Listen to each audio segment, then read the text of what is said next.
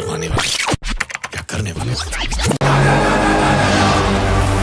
Having held off on watching Vikram Vedha for the sole reason that I was eager to see the remake starring Hrithik Roshan and Saif Ali Khan, I was ecstatic when I was given the chance to get the prime seat in the house, third row from the top, right in the middle, as usual for me. It was still an unusual experience for me because I watched the first show on the first day, which is weird for me since I usually see the second show when the crowds are more awake.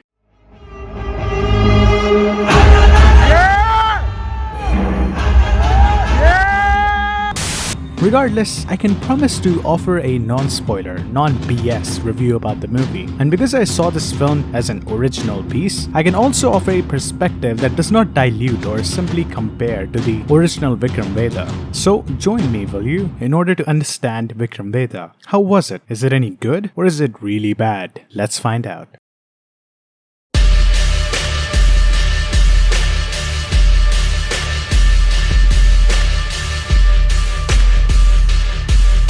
My opinion of Vikram Vedha remains in harmony with my expectations. As far as I was concerned, I was not expecting the film to be a groundbreaking thriller that would turn heads. Despite being able to predict some of the twists, I must admit there were some turns I didn't see coming as well. I guess that's the best way to look at Vikram Vedha. After all, a film dealing with the themes of duality must also have duality at its core, right? Basically, I'm trying to say that Vikram Vedha is not a simple film. Audiences might expect an action film that appeals to the masses, but Vikram Vedha has more depth than that. And then some. The movie has been marketed as a mindless action flick, but I'm surprised by the lack of action scenes in the film and the philosophies and cunning of the characters. No character in this film is wrong or right, so to categorize any actors into archetypes is almost offensive to the ideology of Vikram Vedha. It is ironic, however, that the film markets itself mainly as a shallow hero versus villain tale. Everybody wanted to be the hero. To the point that when I came out of the theater, I overheard a few people saying, "Oh, Hrithik is the villain in this movie, so that's why I watched it." And I was like, kind of killing the point there, mate.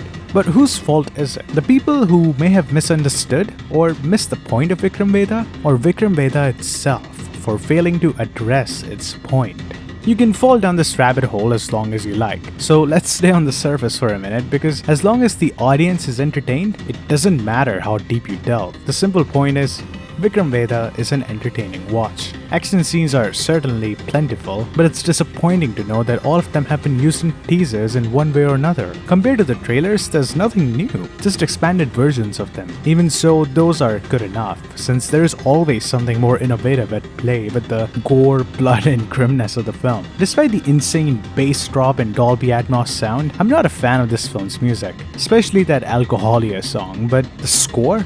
Well, that's a whole other story. The pumping soundtrack just gets you, especially during action scenes of tension and then the aftermath of the film's mad action. Make sure you ask those sound people to turn it up before watching the movie because it's designed to be heard loudly. I love the sound of the movie, just not particularly the songs, though the theme song Bande is going on my workout playlist.